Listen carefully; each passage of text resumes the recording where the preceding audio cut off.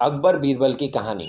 गलत आदत। एक वक्त की बात है, बादशाह अकबर किसी एक बात को लेकर बहुत परेशान रहने लगे थे। जब दरबारियों ने उनसे पूछा तो बादशाह बोले, हमारे शहजादे को अंगूठा चूसने की बुरी आदत पड़ गई है। कई कोशिश करने के बाद भी हम उनकी ये आदत छुड़ा नहीं पा रहे। बादशाह अकबर की परेशानी सुनकर किसी दरबारी ने उन्हें एक फकीर के बारे में बताया, जिसके पास हर मर्ज का इलाज था। फिर क्या था? बादशाह ने उस फकीर को दरबार में आने का निमंत्रण दिया। जब फकीर दरबार में आया तो बादशाह अकबर ने उन्हें अपनी परेशानी के बारे में बताया। फकीर ने बादशाह की पूरी बात सुनकर परेशानी को दूर करने का वादा किया और एक हफ्ते का समय मांगा।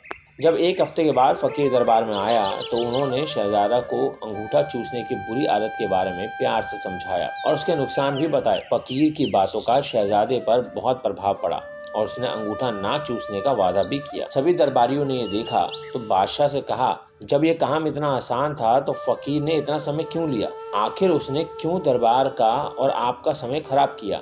बादशाह दरबारियों की बात में आ गए और उन्होंने फकीर को दंड देने की ठान ली।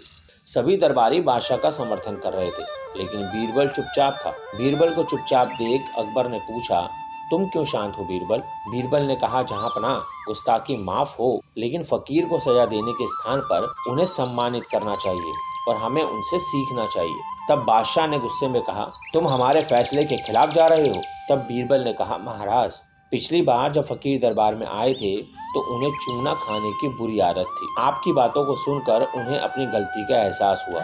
उन्होंने पहले अपनी इस गंदी आदत को छोड़ने का फैसला लिया, फिर शहजादे की गंदी आदत छुड़वाई। बीरबल की बात सुनकर दरबारियों और बादशाह अकबर को अपनी गलती का एहसास हुआ और सभी ने फकीर से क्षमा मांगकर उसे सम्मानित किया। तो दोस्तों, कैसी लगी आपको ये कहानी और ये कहानी हमें क्या सिखाती है? ये कहानी हमें ये सीख देती है कि हमें दूसरों को सुधारने से पहले खुद को सुधारना चाहिए, इसके बाद ही दूसरों को ज्ञान देना चाहिए।